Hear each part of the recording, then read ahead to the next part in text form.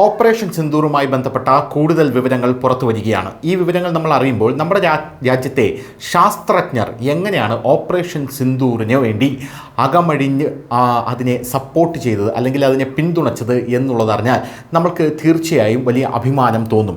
ഇപ്പോഴിതാ ആ റിപ്പോർട്ട് പുറത്തു വരുമ്പോൾ ഓപ്പറേഷൻ സിന്ദൂറിൽ 400-ലധികം ശാസ്ത്രജ്ഞരാണ് ഇതിനു വേണ്ടി പ്രവർത്തിച്ചത് എന്നാണ് അറിയാൻ സാധിക്കുന്നത്. ലോകം നടുങ്ങിപ്പോയൊരു പ്രധാനപ്പെട്ട ഒരു കാര്യമെന്ന് പറയുന്നത് നമ്മുടെ ഓപ്പറേഷൻ സിന്ദൂറിൽ നമ്മൾ സാങ്കേതികവിദ്യ ഉപയോഗിച്ചാണ് ആ ഒരു ദൗത്യം വിജയിച്ചത് എന്നുള്ളതാണ്. ഈ സാങ്കേതികവിദ്യയ്ക്ക് മുമ്പിൽ പിടിച്ചു നിൽക്കാൻ പാകിസ്ഥാന് കഴിഞ്ഞില്ല. ഈ സാങ്കേതികവിദ്യ പഠിക്കാനായി അമേരിക്ക എത്തുന്നു. ചൈന പോലും ഈ സാങ്കേതികവിദ്യ കണ്ട് ഞെട്ടിപ്പോയി എന്നുള്ളതാണ് പ്രധാനപ്പെട്ട കാര്യം. അതിന് പിന്നിൽ പ്രവർത്തിച്ച 400 ശാസ്ത്രജ്ഞർ ഭൂമി നിരീക്ഷണ ആശയവിനിമയ ഉപഗ്രഹങ്ങൾ ഉപയോഗിച്ച് പിന്തുണ നൽകുന്നതിനായി 24 മണിക്കൂറും അക്ഷീണം പ്രയത്നിച്ചതായാണ് ഇപ്പോൾ ISRO പറയുന്നത്. ISRO ചെയർമാൻ വി നാരായണനാണ് ചൊവ്വാഴ്ച ഇക്കാര്യം പറഞ്ഞത്. ഓൾ ഇന്ത്യ മാനേജ്മെൻറ്റ് അസോസിയേഷൻ്റെ 52ാമത് ദേശീയ മാനേജ്മെൻറ്റ് കൺവെൻഷനിൽ നടത്തിയ പ്രസംഗത്തിൽ ദൗത്യത്തിനിടെ ദേശീയ സുരക്ഷാ ആവശ്യങ്ങൾക്കായി ബഹിരാകാശ ഏജൻസി ഉപഗ്രഹ ഡാറ്റ നൽകിയിട്ടുണ്ട് എന്നാണ് ഇദ്ദേഹം അറിയിച്ചത്.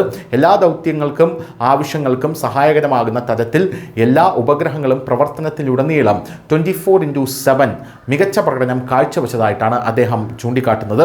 ഡ്രോണുകളും അലഞ്ഞുതിരിയുന്ന യുദ്ധോപകരണങ്ങളുടെയും വ്യാപകമായിട്ടുള്ള ഉപയോഗവും തദ്ദേശീയമായി വികസിപ്പിച്ചെടുത്ത ആകാശ് തീർ പോലെയുള്ള വ്യോമ പ്രതിരോധ സംവിധാനങ്ങളുടെ കഴിവുകൾ പരീക്ഷിക്കലും കണ്ട ഓപ്പറേഷൻ സിന്ദൂറിൻ്റെ സമയത്ത് സായുധ സംഘടനകളിൽ ബഹിരാകാശ മേഖലയുടെ പങ്ക് അതാണ് കൃത്യമായിട്ടുള്ള ശ്രദ്ധ ലോകരാജ്യങ്ങളുടെ പിടിച്ചുപറ്റിയത് എന്നാണ് പറയുന്നത്. 2027 വേറൊരു വമ്പൻ പദ്ധതിയും നമ്മുടെ ശാസ്ത്രജ്ഞർ വിഭാവനം ചെയ്യുന്നുണ്ട്. അത് ഗഗൻയാൻ പദ്ധതിയാണ്. ആദ്യ മനുഷ്യ ബഹിരാകാശ യാത്ര ലക്ഷ്യം വെച്ചിട്ടുള്ള ഗഗൻയാൻ പദ്ധതിയെക്കുറിച്ചും അദ്ദേഹം പറയുന്നുണ്ട്. ഇസ്രോ 7700 ഗ്രൗണ്ട് ടെസ്റ്റുകൾ ഇതിനായി പൂർത്തിയാക്കി. മനുഷ്യ ബഹിരാകാശ യാത്ര നടത്തുന്നതിന് മുമ്പ് 2300 പരീക്ഷണങ്ങൾ കൂടി നടത്താനാണ് പദ്ധതി ഇട്ടിരിക്കുന്നത് എന്നും റിപ്പോർട്ടുകളുണ്ട്.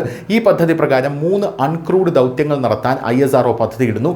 ആദ്യത്തേത് ഡിസംബറിൽ പ്രതീക്ഷിക്കുകയാണ്. 2 ക്രൂഡ് ദൗത്യങ്ങൾക്കുള്ള അംഗീകാരങ്ങളും ബഹിരാകാശ ഏജൻസി നൽകിയിട്ടുണ്ട് എന്നും അറിയാനായി സാധിക്കും. 2035 ആകുമ്പോഴേക്കും നിർണായകമായിട്ടുള്ള പല നേട്ടങ്ങളും ഇന്ത്യക്ക് കൈവരിക്കാൻ സാധിക്കുമെന്നാണ് പറയപ്പെടുന്നത്. ഇന്ത്യക്ക് സ്വന്തമായി ബഹിരാകാശ നിലയം അപ്പോൾ സ്ഥാപിക്കാൻ പറ്റും. 2040 ആകുമ്പോഴേക്കും ഒരു ഇന്ത്യൻ ബഹിരാകാശ യാത്രികനെ ചന്ദ്രനിൽ ഇറക്കാനും പ്രധാനമന്ത്രി നരേന്ദ്രമോദി ഇസ്രോയെ ചുമതലപ്പെടുത്തിയിട്ടുണ്ട് എന്നും അദ്ദേഹം പറയുന്നുണ്ട്. എന്തായാലും ഗഗൻയാൻ പാരച്യൂട്ട് ഇപ്പോൾ ISRO പരീക്ഷിച്ചു എന്ന വാർത്തകളും ഇതിനോടൊപ്പം നമ്മൾ ചേർത്ത് വായിക്കേണ്ടതാണ്. ബഹിരാകാശ യാത്രികരെ ബഹിരാകാശത്തേക്ക് അയക്കാൻ ലക്ഷ്യമിടുന്ന ഈ ദൗത്യത്തിനായുള്ള ഒരു സുപ്രധാന പരീക്ഷണത്തിൻ്റെ ആവേശകരമായിട്ടുള്ള പുതിയ ദൃശ്യങ്ങളാണ് ബഹിരാകാശ ഗവേഷണ സംഘടന പങ്കുവച്ചത്. ഒരു സ്ലൈഡിൽ ഘടിപ്പിച്ചിരിക്കുന്ന ഒരു ടെസ്റ്റ് ക്യാപ്സ്യൂളിൽ നിന്നൊരു പ്രത്യേക പാരച്യൂട്ട് അതിവേഗം ഒരു ട്രാക്കിലൂടെ കുതിക്കുന്നതാണ് ഈ വീഡിയോയിൽ നമുക്ക് കാണാൻ സാധിക്കുന്നത്. News desk news India Malayalam.